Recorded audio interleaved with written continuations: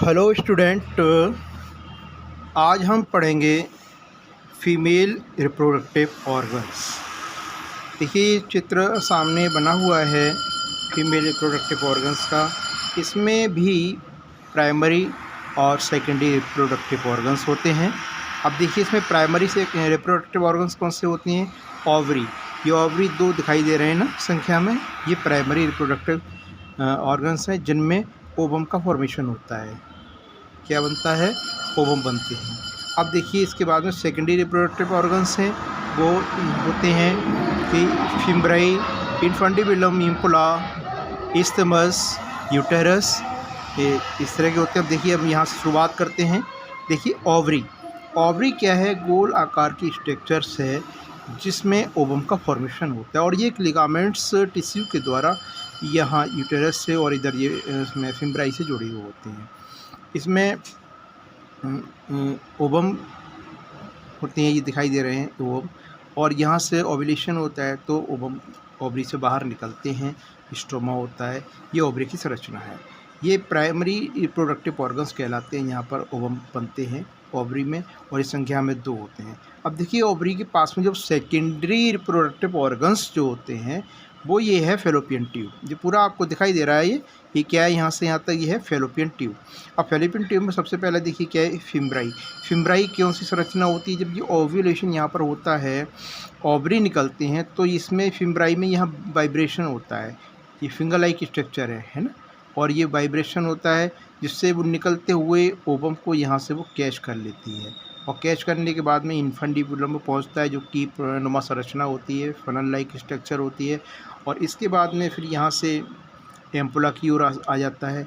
देखिए पहले की किताबों में यहाँ पर बताया जाता था कि एम्पुला में यहाँ फर्टिलाइजेशन होता है। फेलोपियन ट्यूब में जो एम्पुला स्थान है यहाँ पर फर्टिलाइजेशन होता है किसका? वो इसमें यहाँ पर जब स्पर्म यहाँ पर आ जाता है, इधर से ओवम पहुँच जाता है। लेकिन अब क्या है, ये है इसमें थोड़ा सा संशोधन हुआ है। इसमें क्या है, फर्टिलाइजेशन का स्पेस जो है वो कहाँ पर है स्थान? वो है इस्थमस में।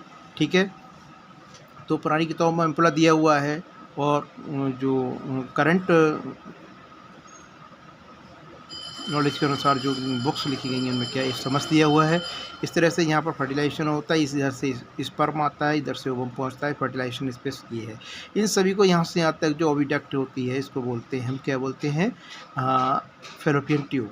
अब देखिए ये फेलोपियन ट्यूब के बाद में फिर आगे स्ट्रक्चर होती है यूटेरस, जो क्या है? पिनल शेप्ड स्ट्रक्चर होती है, यानी नाशपाती के आकार की संरचना होती है यूटेरस।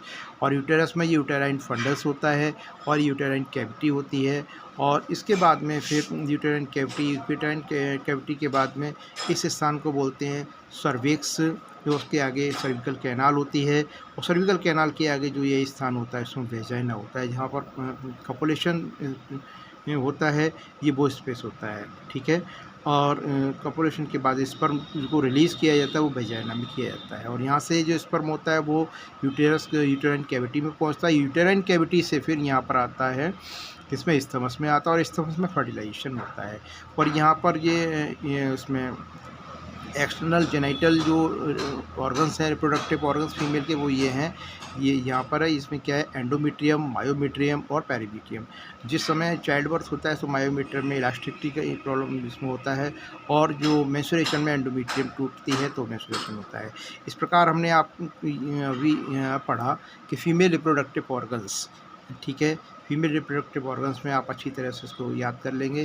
प्राइमरी में ओवरी होता है, सेकेंडरी में यहाँ से infundibulum, fimbriae, infundibulum, ampulla, isthmus, uterine और कैविटी यूटेरस, ये सभी क्या है? सेकेंडरी रिप्रोडक्टिव ऑर्गन्स होते हैं जो कि यहाँ से ओवम के लिए रास्ता बनाते हैं। ठीक है, इस प्रकार आप इसको याद करेंगे, और याद करके मुझे उम्मीद है कि आपको आसानी से ये टॉपिक याद हो जाएगा। फीमेल रिप्रोडक्टिव ऑर्गन्स ये होते हैं। ठीक है, धन्यवाद।